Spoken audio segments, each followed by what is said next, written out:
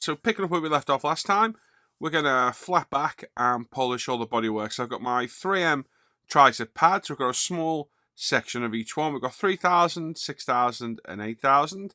They're in our water and our receptacle with a little drop of washing up liquid as well. What we're going to do, we're going to go through each grit systematically, sanding back all the bodywork, taking any imperfections out of the clear, like dust spots, anything in there that shouldn't be there. We've got a couple of dust spots on the bonnet which are quite prominent, so we're going to try and take those back as much as possible. But as always, I'd rather not ruin my clear coat, so there is a point where you've just got to kind of think, okay, that's going to have to do. Like I say, start with the 6000, being aware of all the corners, any raised areas, just taking our time around those. Paint and clear is always thinner on raised areas and corners just because of where it is. So always be aware of that. Don't go too mad on the corners and edges, and just take your time. Keep stopping regularly to check progress. Dry off the surface with a clean bit of kitchen paper. And like I say, we're going to work through the 3, the 6 and the 8000 all the way through. That will gradually get rid of the scratches from the previous grit.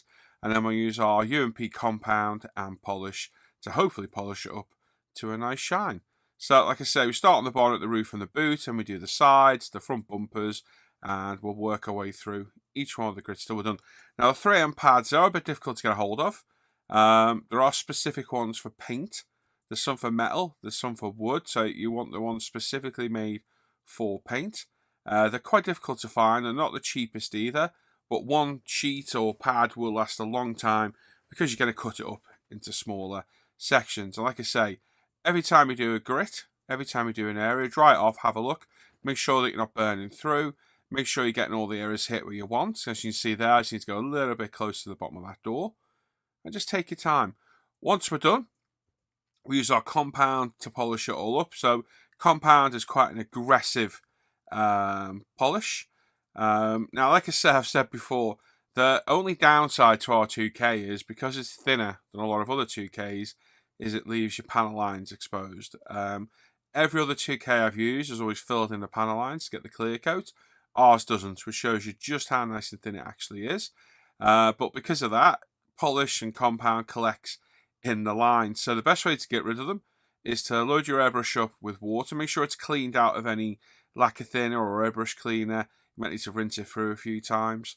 Load up with fresh water. Make sure the bottle doesn't get mixed up with any lacquer thinner. Put the pressure on 25 psi. Use the airbrush like a jet wash and just jet wash all the polish out the seams. It's very, very effective. I find if you go around once to soften it all up and then go around again, you'll get rid of all the remnants. You can use a soft toothbrush to help. Once you're done, put the airbrush to air and blow off all the excess water. That'll help dry it off.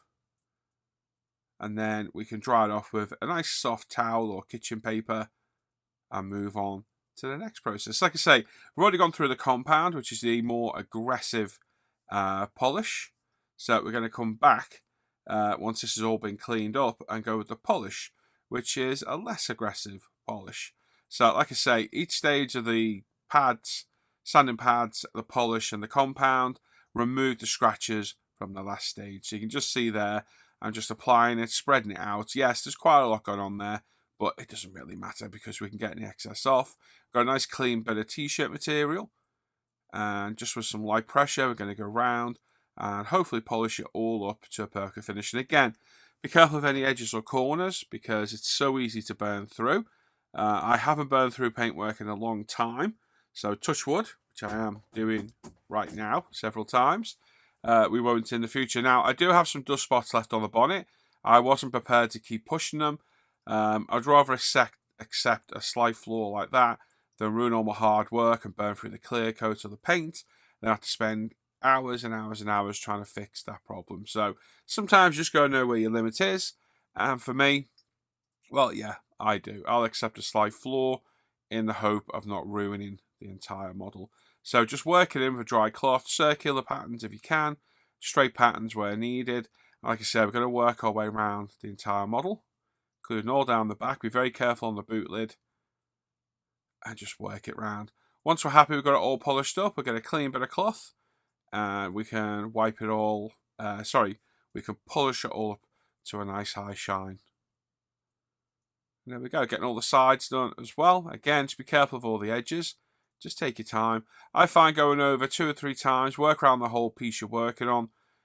Go over it, go back 2 or 3 times, tends to do the job. You can get little tiny polishing attachments for your Dremel and what have you.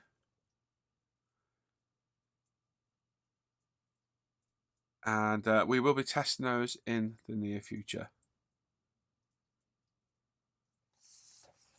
So yeah, just be systematic, be careful.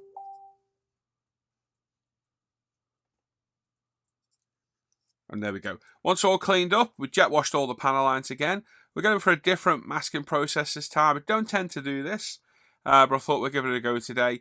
We've got some 40mm Tamiya tape, burnished down on the window, a fresh scalpel blade in there. I'm just going to very carefully cut down around the windows. Now I've burnished it all down so it is fully pressed into the window. And with a nice fresh blade, we can clean it all up. Well, cut it all out. And then grab our tweezers, make sure it is all cut where we need it cut, peel it back, and then we'll burnish it all back down. So we've got nice, neat window masking. Now, I've done this before. It's let me down because I've caught the clear coat with the knife, but I've only just started using scalpels in the last 6 months or so. And obviously they are a lot more sharper than craft knives, so I think it works out a bit better. So I did both side windows and sprayed those. Now I'm going to do the back window, the windscreen, and the sunroof. And as you can see, I'm burnishing it right down with a pointed cotton bud. And then we got our blade, and then what we're doing is we're cutting through the tape onto the inner edge of the window, using that as a guide, and then lightly scoring our way through. Not a lot of pressure. The worst thing we can do here is slip, so just take your time. And it is definitely quicker than masking up all around the window with separate pieces of tape. Yeah, so just got to be careful. A nice fresh blade in the scalpel is definitely beneficial. And once you're happy, we can get the corner up. My pointed tweezers. There we go.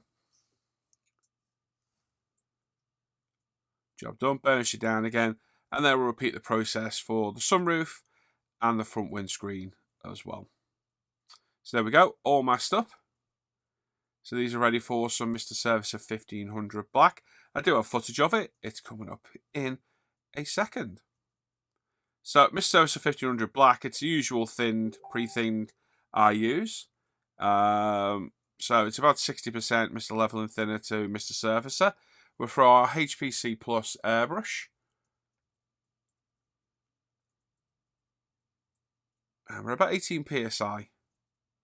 So like I said, I've already done the side windows, so they're masked off already. Just a couple of light coats, getting all the angles. Make sure you get any interior parts done as well. We will be brush painting on the interior later, but it's better to have these parts the same colour as the window so it matches through. Just take your time here. Don't be hosing the paint on. There's no need to.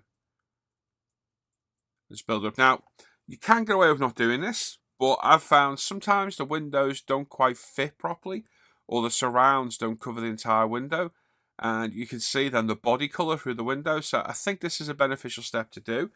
It seems a bit of a pain. I also think it's better to do after clear coating, because otherwise you have a nice glossy window, which it wouldn't be in real life.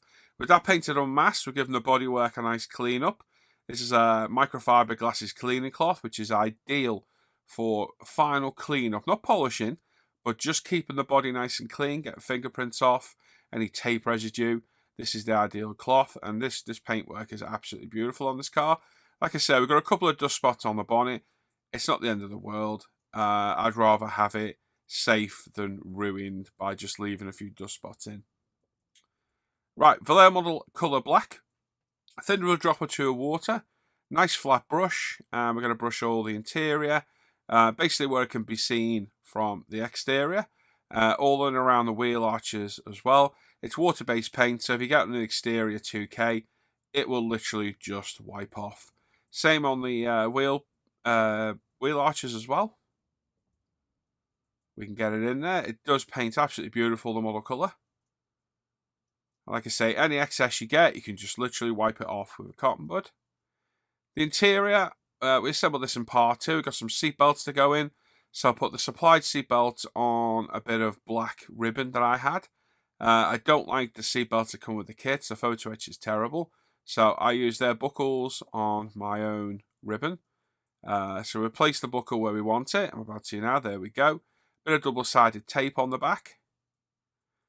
Get it in position. Get it stuck down with the tape. We're going to cut the end nice and straight with my Fiskars embroidery scissors, which are superb for cutting ribbon. There we go. Get our buckle in place where we want it. And then we'll peel off the back. We've already done one seat belt. So we're going to locate it at the bottom and then feed it up to the top. And there's a little locating point at the top where the seat belt would naturally go on the real car. So we're going to line it up, offer it in place where we want it. And then push it down. Like so. There we go. And there's our seat belts done for the back. So on the inside, usual way these kits go together is dashboard in first. So we've got some generic CA glue. Just loading it up. I've already test fitted everything, so I know this is exactly how it fits. So a little bit of CA glue. Be quite generous here because it can be a bit of a tricky part, this one. Once you get everything in, it'll hold itself together, but I don't want things falling out. So that goes in there. We can then get a little dab of CA glue on the side for the door cards. So like I say, with these kits, test fit everything. Do not assume anything will fit in place. Test fit everything. There we go. There's that one in place. They do hold themselves in quite well, these. And once you get the bottom chassis on, everything will hold itself in. The glue is just to help with assembly.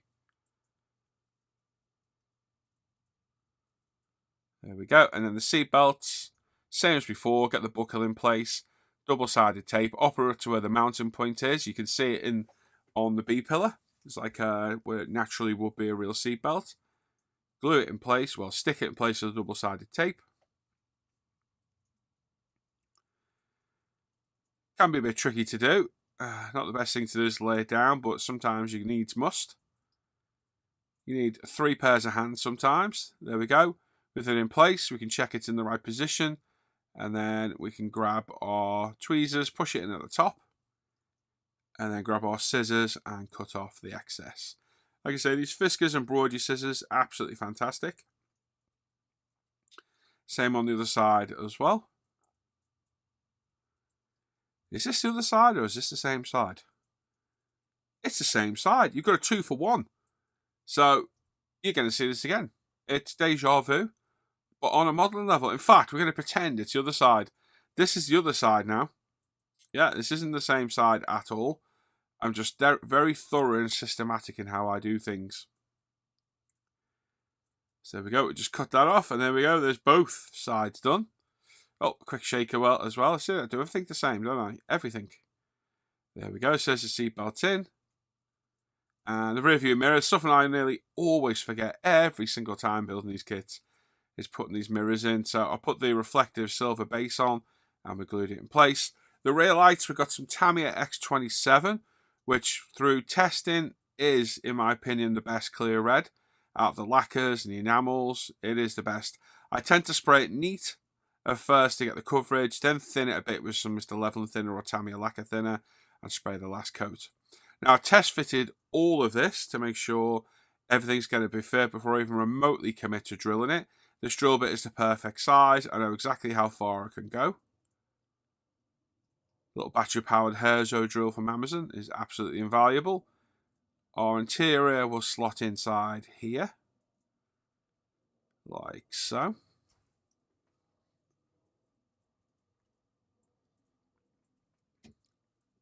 There we go. Then our floor pan goes in and we can screw in. So you should not feel any real resistance on these screws. If you do, stop and drill a bigger hole, because if you push it too far, you'll crack the resin and it could destroy your body shell. So you just want the screws to be a little bit bigger than the hole you've drilled.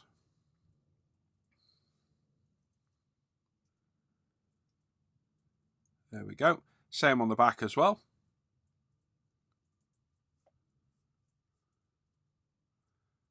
And you don't need doing up really tight. There we go, that'll do. And the last one in place.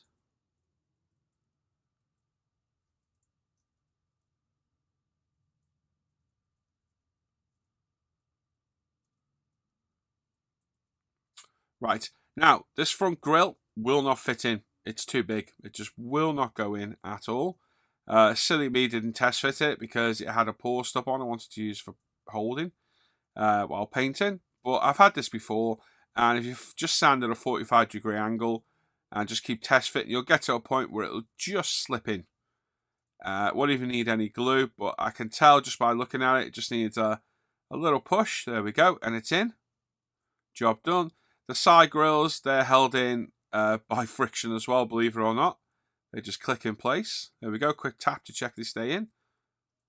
And then the rear light clusters, a little bit of CA glue.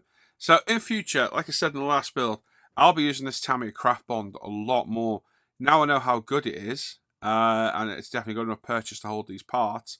It reduces the risk of any issues with CA glue. So yeah, I think you'll be seeing me use that a lot more going forward for sure. So there's those, and we can get the hubs in. Now, with the hubs, double check the instructions. It will show you the way they're orientated on that pour stub and which way they're numbered, and you can figure out which one is which. So basically, you need to make sure you got the correct one and it's on the right side. You'll know it's on the right side because the locating point for the brake disc and caliper would be facing the correct way. So we put the front and rear on each side. Make sure they're securely in place. There's not quite enough CA glue there. Well, I nearly forgot which one that was then. There we go. Make sure these are all the right ones. Make sure the wheels aren't handed, which they are on this car. If you look at the pictures, they go a particular way, 2 per side. And make sure you don't have front and rear wheels and tyres, because it does vary from kit to kit, and quite often these kits don't tell you. Rear calipers and discs going in. So pop them in place, quick test fit of the wheel, and it fits in perfect. The combination of ceramic brakes, red calipers, and those gunmetal wheels looks absolutely fantastic. And then the front one as well. And again, refer to instructions. Make sure you get from the right way. You quite often find on the front calipers they can sit offset. So again, refer to real life pictures, refer to the instructions, and you'll be good. Bob Smith's Gold now on the rear glass. Again, going forward, I will more than likely use the Tamiya Craft Bond. But if I need an instant bond, this Bob Smith's Gold black lid with the precision nozzles is perfect for this job. Now, one thing I did forget to do, and I kicked myself for doing it, is I didn't go around the rear light with my black Sharpie like I normally do. And it would have looked so much better if I had. It was only when I come to do the front lights, I thought, oh, you idiot. You didn't do it. I think I was that eager to make sure it fitted in place that it just completely slipped my mind. I do it with nearly every light I fit, and yeah, just a bit dopey that day and didn't realise I hadn't done it. It still looks alright, but it would have looked had a bit more depth with the black around it. Anyway, the rear light fits in perfectly. Front lights pop in as well, just a little bit of CA glue to hold them in. And just push them home. So like I say, test fit everything. Everything. Don't commit to glue until you're fully happy it's going to fit in place.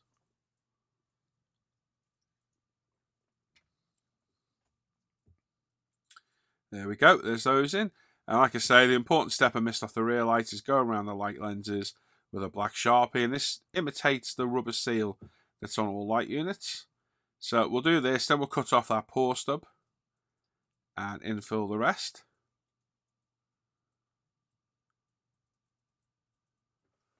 Like so. Now, I find a cleanup on these clear resin parts. Use the sander can be a little bit too abrupt, so I like to use a knife. The sander can remove a little bit too much detail because this resin is very, very soft. I just like to file away, scrape away with the knife until I've got a nice smooth edge. Yeah, I definitely prefer to do this on clear parts. We can then infill the rest of the black.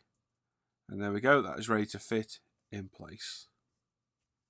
So again, careful application of Bob Smiths in each corner. You don't need a lot at all. This is where those precision nibs are absolutely perfect. There's the lights in place. Same on the other side as well. Just hold them for a second or two, because the Bob Smiths does take a little bit longer to grab a hold of things. And then the door handles. And I did find the door handles, they had locating points. They just didn't quite fit. So I just widened the holes a touch with my pin vise. Only a little bit. It didn't need a huge amount. It didn't really need any depth. It just needed the hole widen a touch. And then look at the instructions, making sure we've got the right one in the right place. Quick blow to get rid of any resin dust. We've got some Bob Smiths gold on the handles. And again, going forward, I think we used the Tamiya craft glue on this. We'll just have to see how well it grabs parts. And there we go. There's all the door handles in place. Wheels are on as well. They're glued in place. They look absolutely fantastic. And now we can get some of the carbon decal side skirts in place. Make sure we got the right ones in the right place. So these are handed. They'll only go in one particular way because of the locating points. So as you can see, that one doesn't quite fit.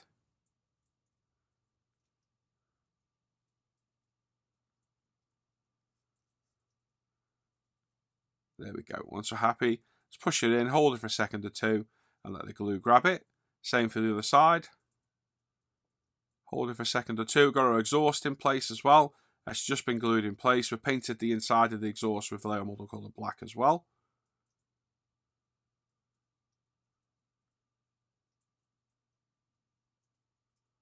And then we've got the really awkward rear kind of diffuser cover. It's not really a diffuser cover, but I don't know what it's supposed to imitate. And for some reason, I'm using normal CA glue here.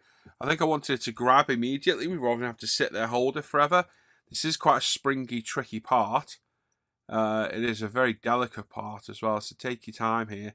I found it better to get one side on, feed it across, get the other side in place, hold on to that for a second or two, and then try and feed the rear section in the middle where it needs to be. So again, it needs to become an octopus. You need about 12 hands here. Just hold for a second or two, breathe on it, get a bit of hot breath on there. Carbon dioxide helps to dry CA glue. So if you can breathe on it, a bit of the old that's right, you heard me. That'll help glue it in place. We've got some mesh parts that go on the back around the exhaust as well. It's a little bit of Bob Smiths. These have been bent into shape before committing to glue. I pop them in place and bend them to shape.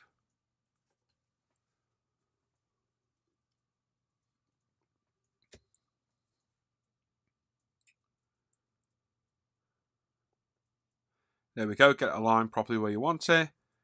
And now the windows. So, for some reason, near the end of the build, I start working off to the left. I don't know why I do this, but I do it quite often. Not sure. I think I'm trying to keep out the way of the instructions, even though I don't really need them.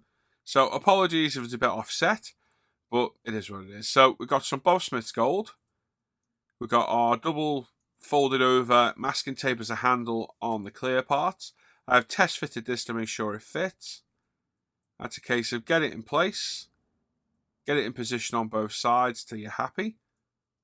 Once you're happy, hold it, grab a cotton bud, and again, you have to become an octopus. So we're just trying to get everything to glue in place. So like I say, the Bob Smiths does take a while to get a hold of things. So you may find you just need to hold things for a bit. So I find getting the cotton buds in the corner, holding it with a finger, then another one, like I say, becoming a bloody octopus, and another one. There you go, you can get 3 places at once, and then with your other hand you can drop everything and start again. So just take your time here, just burnish it down slowly, work on a section at a time.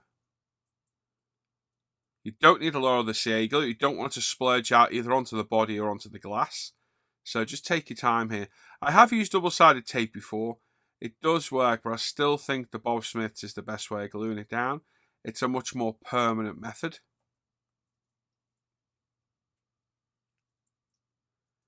Like I say, just work your way around and burnish it down until it's fully down. It's the exact same method on all the other windows. As you see, we've got the windscreen in exactly the same, side windows exactly the same. A little bit of masking tape folded over is an absolute must do. It just enables you to hold it properly. Like I say, just keep running the cotton bud round, burnishing it down, and the glue will eventually grab and glue it in place perfectly. But just don't overdo it with the glue or it'll end up splurging out everywhere.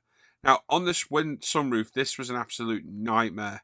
I would recommend gluing this and then putting some sort of weight on top, nothing too heavy obviously, for a little bit of pressure, and leave it alone for 24 hours. Just leave it, walk off, go do something else, because it was just an utter pain. We got it glued in place eventually, and this is probably the most satisfying part of these kits, is peeling off this window trim.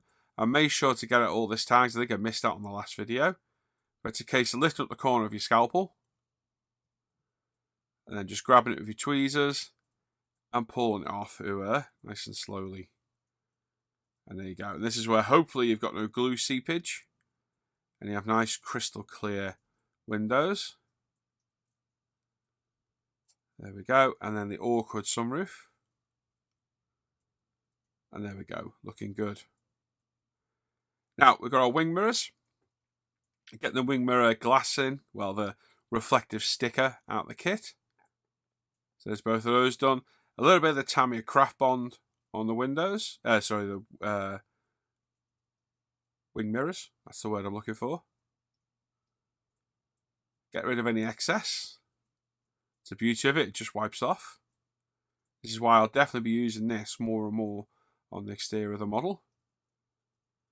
Obviously, it does take a while to fully cure, which has its benefits because it means you can move things around, but it also means you have to leave things alone a bit longer, or you may even have to tape them or support them. There we go, there's our wing mirrors in place, and then we've got some final decals to go on. So we've got the RS7 for the boot lid, which is a metallic decal. So in my experience, use water to get them off, get them in place, lose all the excess water from behind them once they're positioned in place. They don't need decal solutions because it does nothing to them.